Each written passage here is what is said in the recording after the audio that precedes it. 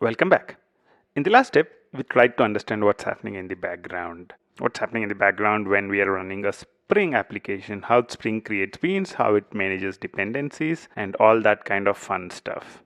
We saw that we created an instance of the bubble sort bean. Now, what would happen if I put add component on the quick sort algorithm as well? So now there are two things that are matching. So now there are two components, right? So quick sort algorithm also is a sort algorithm, and also bubble sort algorithm is a sort algorithm. In the previous example, we saw that auto wiring was taking place by type. Sort algorithm. So this was also a sort algorithm. Quick sort also a sort algorithm, and bubble sort also is a sort algorithm.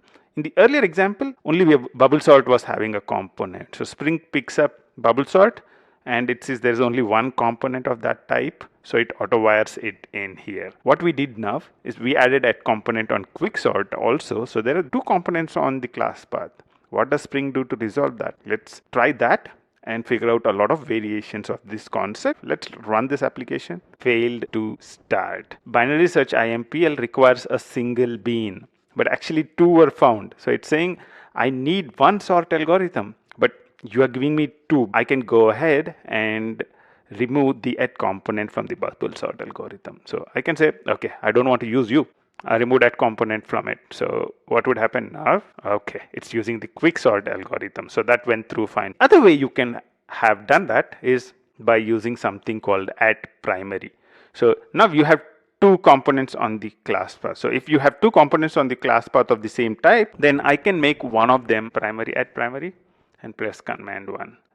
You can see that I have bubble sort add component, quick sort add component, and I have added in add primary. Let's see which one is used. Okay, it's using quick sort because quick sort has add primary. If you have more than one component matching a specific type, you can use add primary to give more importance to one of those components. A lot of students getting started with Spring find it difficult to understand what's happening in the background.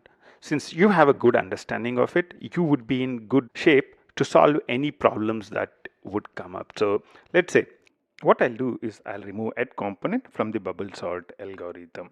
So now both the algorithms, both quick sort and bubble sort, they don't have component on them. So quick sort also we remove the component from.